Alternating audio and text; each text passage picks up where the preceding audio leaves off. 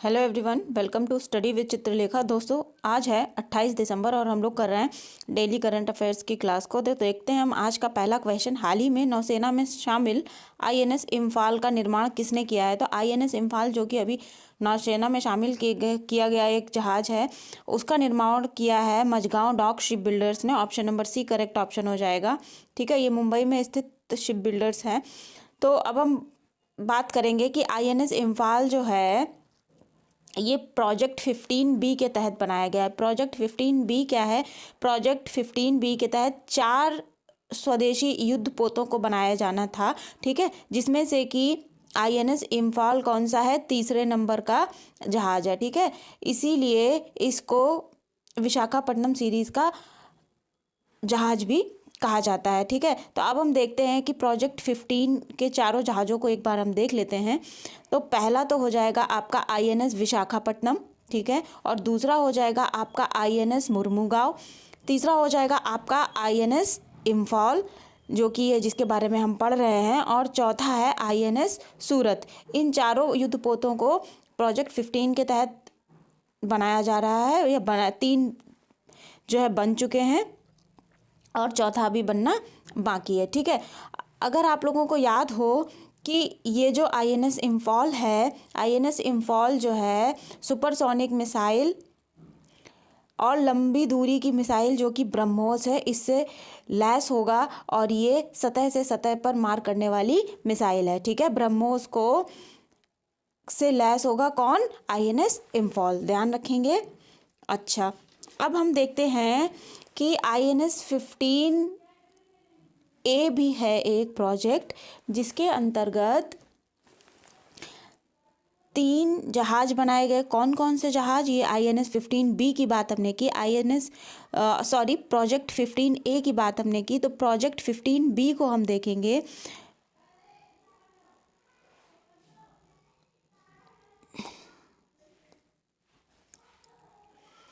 Hello everyone, welcome to study with Chitralekha. दोस्तों, आज है 28 दिसंबर और हम लोग देख रहे हैं डेली करंट अफेयर्स की क्लास को। तो आज का पहला क्वेश्चन है, हाल ही में नौसेना में शामिल आईएनएस इम्फाल का निर्माण किसने किया है? आईएनएस इम्फाल जो कि प्रोजेक्ट 15B के अंतर्गत बनाया गया है, इसका निर्माण किया है मझगांव डॉक शिपयार्ड मुंबई ने। ठीक है, शिप बिल्डर्स मुंबई ने। Option number C correct option हो जाएगा। प्रोजेक्ट 15B का अभी नाम आया, तो प्रोजेक्ट 15B क्या है? प्रोजेक्ट 15B के अंतर्गत क्या है कि 4 स्वदेशी युद्ध पोतों का निर्माण किया जाना है, जिसमें से 2 युद्धपोत जो है उनका निर्माण हो चुका है, जिसमें कि पहला था आईएनएस विशाखापट्टनम, दूसरा था आईएनएस मुर्मुगांव, और तीसरा है आईएनएस इम्फाल, और चौथा है आपका आईएनएस सूरत। ठीक है, तो याद रखेंगे प्रोजेक्ट 15B के अंतर्गत 4 स्वदेशी युद्धपोतों का निर्माण किया जाएगा। ठीक है, अच्छा, अगर अभी हम बात करें कि आईएनएस जो इम्फाल है इसकी खूबी क्या है, तो आईएनएस इम्फाल सुपरसोनिक और लंबी दूरी वाली मिसाइल जिसका कि नाम ब्रह्मोस है, जो कि सतह से सतह पर मार करती है, उससे लैस होगा। ठीक है, ये चीज़ हम ध्यान रखेंगे। और आईएनएस इम्फाल जो है इसको विशाखापट्टनम सीरीज़ का जहाज भी कहा जाता है। क्यों कहा जाएगा? क्योंकि इसका जो पहला जहाज है जो कि प्रोजेक्ट 15B के अंतर्गत आईएनएस विशाखापट्टनम बनाया गया, तो जो पहला जहाज बन के तैयार हुआ, उसके बाद के जो भी बनेंगे, दूसरा बना है आईएनएस मुर्मुगांव, तीसरा आईएनएस इम्फाल, और चौथा बनेगा आईएनएस सूरत। ठीक है, तो ये सारे विशाखापट्टनम सीरीज़ के ही कहलाएंगे, क्योंकि जो फर्स्ट वाला नाम होता है उसी के अंतर्गत उसी की सीरीज़ को आगे वाले फॉलो करते हैं। ठीक है, प्रोजेक्ट 15A देखते हैं। एक प्रोजेक्ट 15A भी है, उसको एक बार देख लीजिए, अगर क्वेश्चन बने एग्जाम में आपको तो छूटे नहीं। तो देखिए 15A के अंतर्गत 3 जहाज बनाए गए हैं। ठीक है, एक तो है आपका आईएनएस कोलकाता, दूसरा हो जाएगा आपका आईएनएस कोच्चि, और तीसरा हो जाएगा आपका आईएनएस चेन्नई। तो याद रखिएगा प्रोजेक्ट 15A के अंतर्गत 3 जहाज बनाए गए हैं। आप लोगों से पूछूं कि आपने प्रोजेक्ट 75 का नाम सुना है क्या? तो आप लोग कहोगे हाँ, मैंने प्रोजेक्ट 75 का नाम सुना है। तो प्रोजेक्ट 75 के अंतर्गत 6 स्कॉर्पियन श्रेणी की सबमरीन बनाई गई हैं, जिनका कि नाम है आईएनएस कलवरी, ठीक है, आईएनएस खंडेरी, आईएनएस करंज, याद रखिएगा इन सारे नामों को, आईएनएस वेला, आईएनएस बागीर, और आपका छठे नंबर का हो जाएगा INS वागशीर। ठीक है, इन सारी जो सबमरीन है, ये 6 सबमरीन, इनका निर्माण प्रोजेक्ट 75 के तहत किया गया था। ये स्कॉर्पियन श्रेणी की सबमरीन्स हैं। ठीक है, इनके नाम ध्यान रखेंगे। आगे बढ़ेंगे, अब हम अगला क्वेश्चन देखते हैं। भारत का पहला AICTE किस राज्य में बनेगा? तो भारत का पहला AICTE जो है लखनऊ में बनाया जाएगा। ठीक है, इसकी घोषणा की गई है, अभी ये बनकर के तैयार नहीं हुआ है। तो आप लोगों को बस इतना याद रखना है कि भारत का पहला सिटी लखनऊ में बनेगा। ठीक है, याद रखेंगे इसको।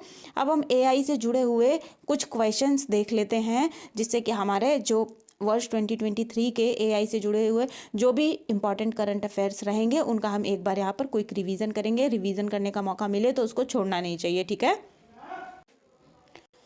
हाँ तो देखिए, भारत द्वारा लॉन्च किए गए पहले AI संचालित एंटी ड्रोन सिस्टम का नाम क्या रखा गया था? इंद्रजाल रखा गया था। याद रखेंगे। और आप लोग ये करंट अफेयर चूंकि हम लोग रिवीजन कर रहे हैं, इसलिए आप लोग मेरे साथ बोलते भी चलोगे। ठीक है, खुफिया जानकारी के लिए AI आधारित ORON विमान जो है किसने लॉन्च किया था? ये लॉन्च किया था आपका इजराइल ने। याद रखेंगे, ORON विमान किसने लॉन्च किया था?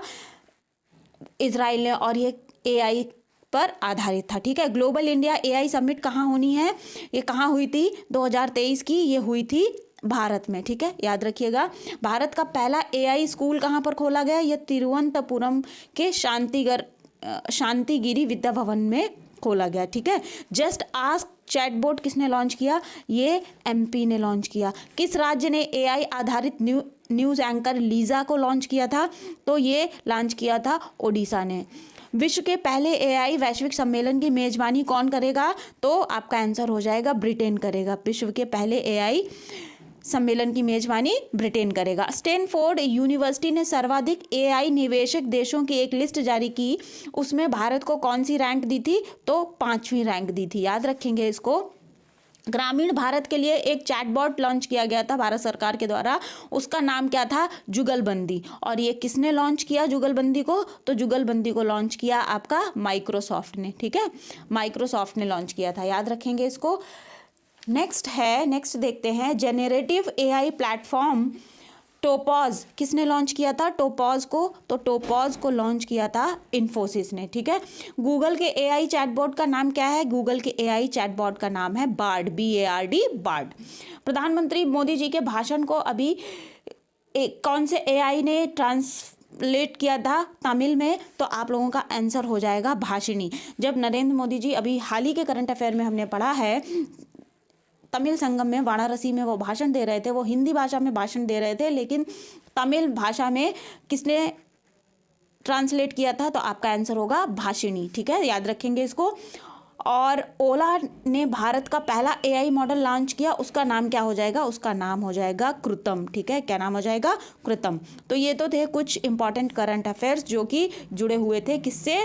AI से। ठीक है, आई होप ये आप लोगों ने सबने मेरे साथ रिवीजन किया होगा। अगर नहीं किया है तो वीडियो पॉज करिए और इसको रिवीजन करिए, फिर आगे का क्वेश्चन देखिए। ठीक है, चलिए हम देखते हैं अगला क्वेश्चन। क्वेश्चन नंबर 3, हाल ही में महामारी की तैयारी का अंतर्राष्ट्रीय दिवस कब मनाया जाएगा? तो देखिए, महामारी की तैयारी का अंतर्राष्ट्रीय दिवस, जिसे कि international day of epidemic preparedness भी कहते हैं, ये मनाया गया है 27 दिसंबर को। ठीक है, ये दिन जो है जब कोविड आया था वर्ष 2019 में, उसके अगले साल वर्ष 2020 से मनाया जाना शुरू किया है। ठीक है, जब विश्व में कोरोना का प्रकोप शुरू हुआ था। अब यहाँ पे बात हो रही है हेल्थ की, तो हेल्थ से जुड़े हुए कुछ हम डेज अभी रिवीजन करेंगे। देखिए, रिवीजन मैं हर बार आपसे कहती हूँ, रिवीजन याद रखने के लिए बहुत महत्वपूर्ण है। तो अभी हम देखते हैं वर्ल्ड हेल्थ डे कब मनाया जाता है आपका? वर्ल्ड हेल्थ डे, तो आप लोगों का आंसर हो जाएगा 7 अप्रैल को मनाया जाता है। अगला है विश्व कैंसर दिवस कब मनाया जाता है? ये आपका मनाया जाता है 4 फरवरी को। विश्व TB दिवस कब मनाया जाता है? ये मनाया जाएगा 24 मार्च को। ठीक है, अंतर्राष्ट्रीय होम्योपैथी दिवस कब मनाया जाता है? ये मनाया जाता है आपका 10 अप्रैल को।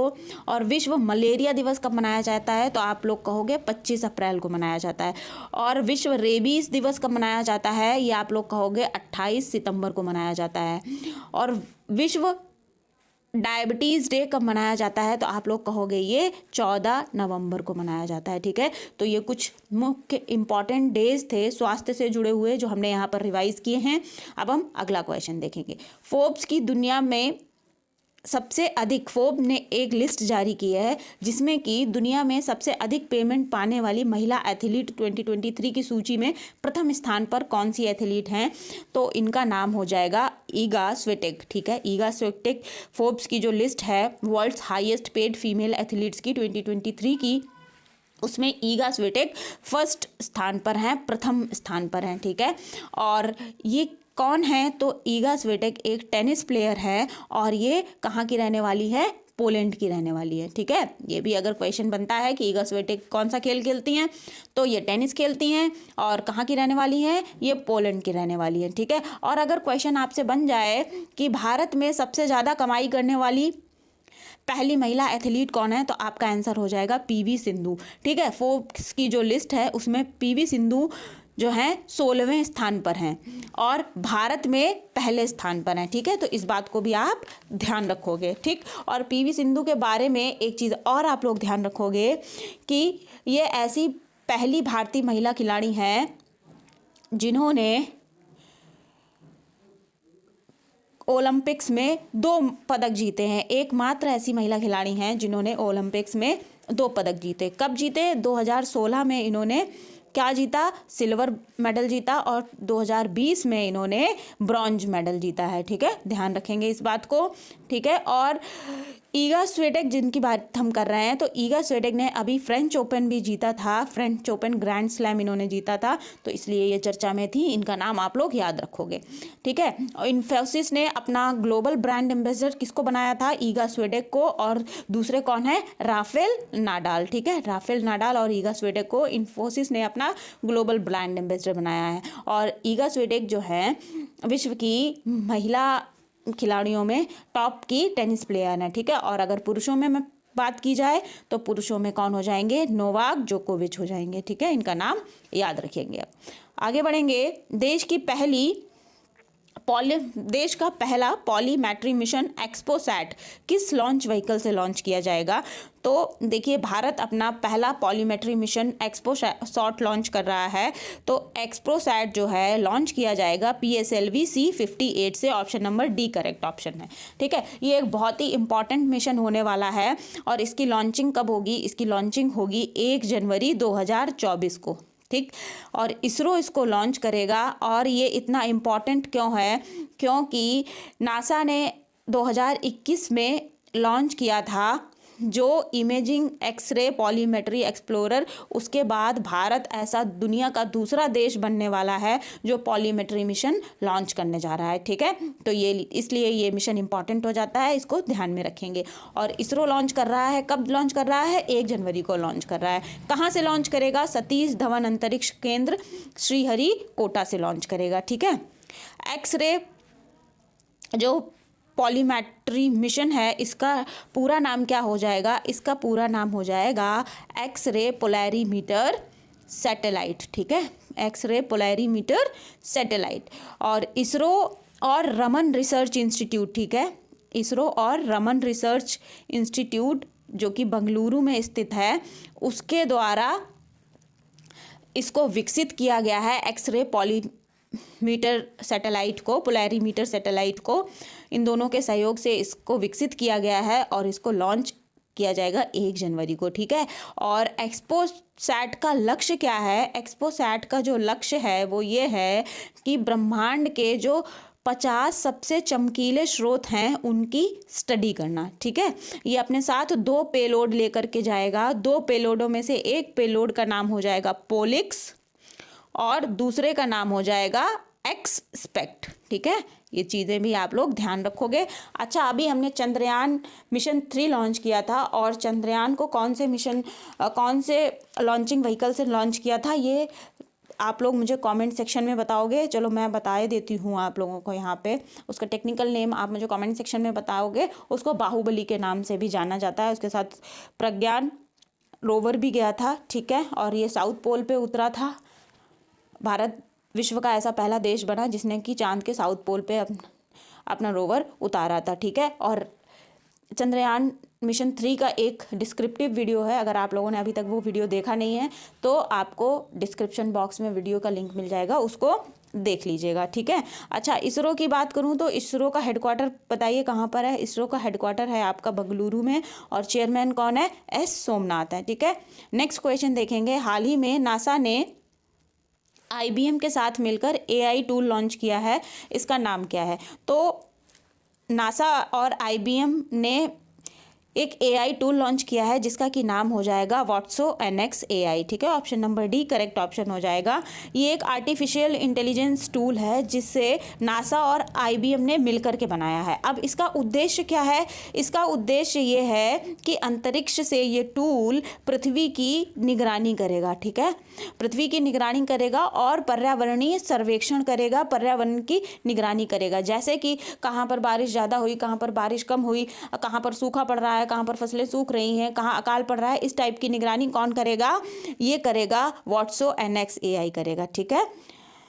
अच्छा, अभी हम बात करेंगे IBM के बारे में। तो IBM क्या है, IBM की अगर मैं फुल फॉर्म पूछूं तो आप लोग कहोगे इसकी फुल फॉर्म हो जाएगी इंटरनेशनल बिजनेस मशीन, ठीक है। International business machine. स्थापना कब हुई थी, 1911 में हुई थी। हेडक्वार्टर कहाँ हो जाएगा, हेडक्वार्टर हो जाएगा न्यूयॉर्क में हो जाएगा, ठीक है। और एक बार कहीं ये क्वेश्चन बना था कि बिग ब्लू के नाम से किस कंपनी को जाना जाता है। तो अगर आपके सामने कभी क्वेश्चन आए कि बिग ब्लू के नाम से किस कंपनी को जाना जाता है तो आप लोग कहोगे IBM को जाना जाता है। बिग ब्लू कौन है, IBM है, ठीक है, ध्यान रखोगे। और IBM के CEO कौन है, IBM के CEO हैं अरविंद कृष्ण, जो कि भारतीय मूल के हैं, ठीक है, याद रखेंगे। अब बात कर लेते हैं नासा की। नासा क्या है, national aeronautics and space agency है, ठीक है। इसकी स्थापना कब हुई थी, 1958 में हुई थी। हेडक्वार्टर कहाँ है, हेडक्वार्टर आपका हो जाएगा वाशिंगटन DC में हो जाएगा।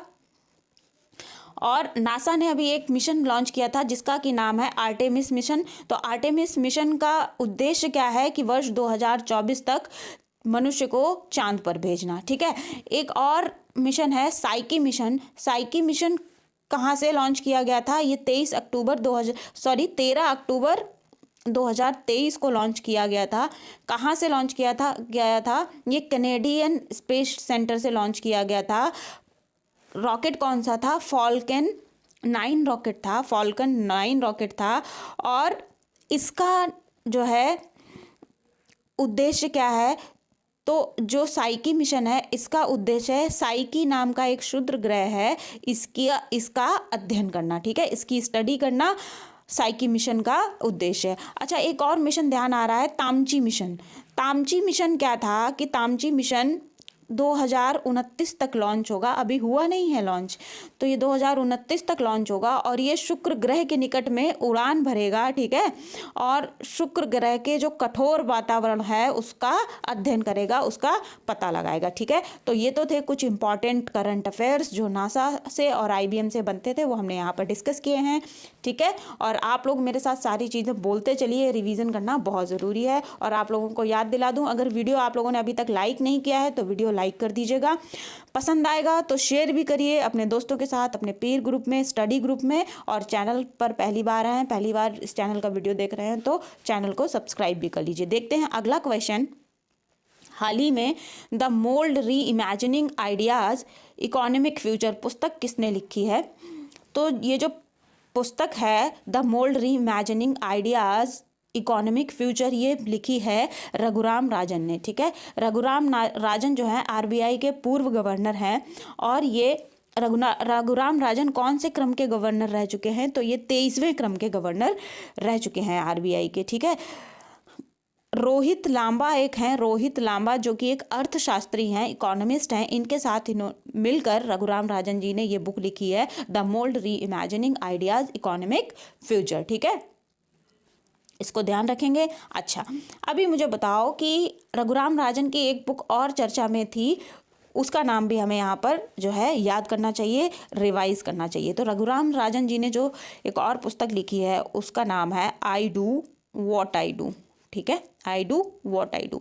तो अब इनकी 2 पुस्तक हो गई, द मोल्ड री इमेजिनिंग आइडियाज़ इकोनॉमिक फ्यूचर और दूसरी हो गई I do what I do. तो ये दोनों नाम आप लोग ध्यान रखोगे, ठीक है।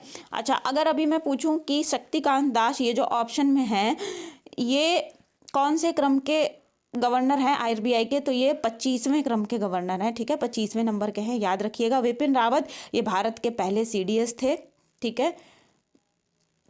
और हुमा कुरैशी, इन्होंने हाल ही में एक किताब लिखी है, उस किताब का नाम मुझे आप लोग कमेंट सेक्शन में बताओगे, क्योंकि जो बच्चे डेली करंट अफेयर्स की क्लास देखते हैं उनको याद होगा ये क्वेश्चन हम कर चुके हैं। तो इसका आंसर आप लोग मुझे कमेंट सेक्शन में दो, ठीक है।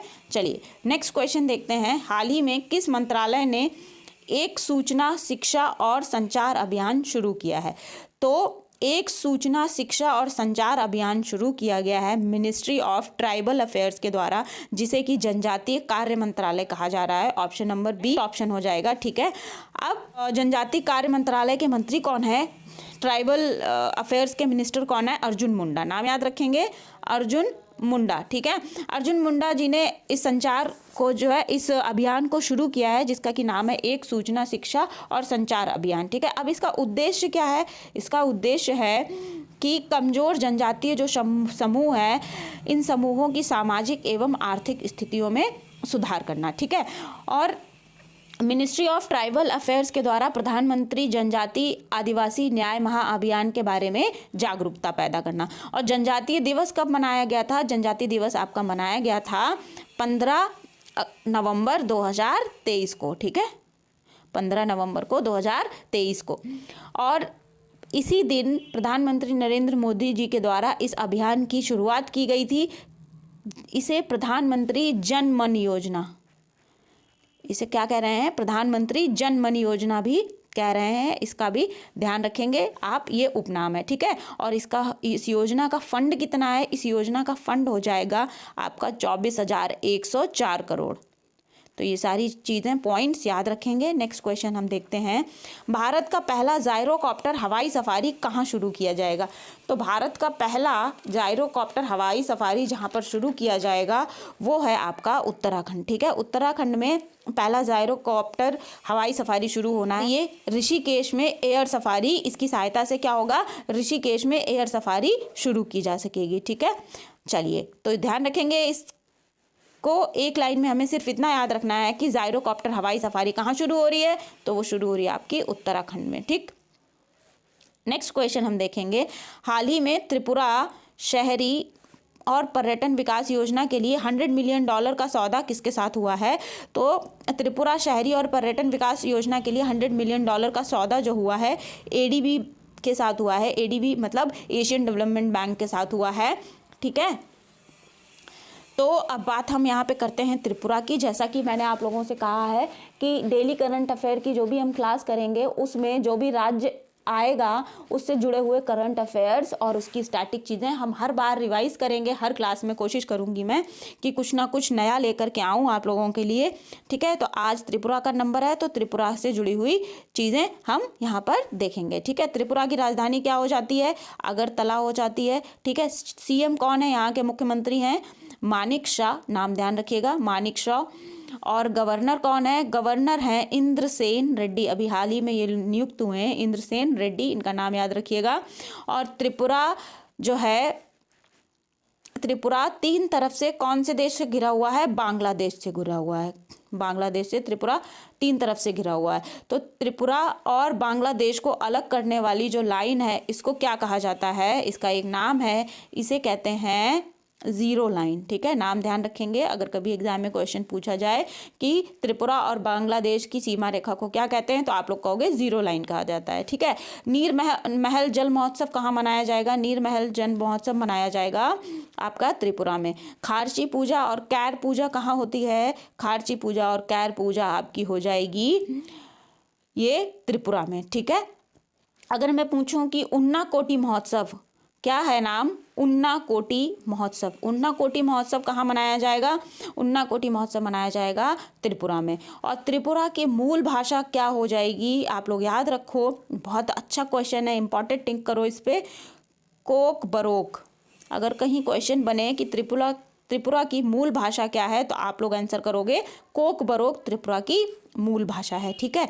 महाराज वीर विक्रम हवाई अड्डा आपको कहाँ मिलेगा? महाराज वीर विक्रम हवाई अड्डा आपको त्रिपुरा में मिलेगा। रुद्र सागर झील कहाँ मिलेगी? रुद्र सागर झील भी आपको त्रिपुरा में मिलेगी। और त्रिपुरा की जो रुद्र सागर झील है इसी में आपको मिलेगा नीर महल, ठीक है। और नीर महल के नाम पर ही कौन सा महोत्सव मनाया जाता है त्रिपुरा में? नीर महल महोत्सव, ठीक है, नीर महल महोत्सव। तो ये सारी चीज़ें ध्यान रखेंगे। ये त्रिपुरा से जुड़ी हुई जो स्टैटिक और करंट अफेयर बनते थे इंपॉर्टेंट, हमने यहाँ पे रिवीजन किए हैं। आई होप आज की क्लास भी आप लोगों को पसंद आई होगी। अगर पसंद आई है, मेहनत पसंद आती है तो प्लीज़ रिस्पॉन्स करिए, ठीक है। वीडियो को लाइक करिए, ज़्यादा से ज़्यादा शेयर करिए, कमेंट सेक्शन में अपनी राय मुझसे शेयर करिए, ठीक है। वीडियो को लाइक कर दीजिएगा, चैनल को अभी तक सब्सक्राइब नहीं किया है तो सब्सक्राइब कर लीजिए, बेल आइकन प्रेस कर लीजिएगा। और मिलते हैं हम लोग अगली क्लास में, तब तक के लिए पढ़ते रहिए। Thank you everyone.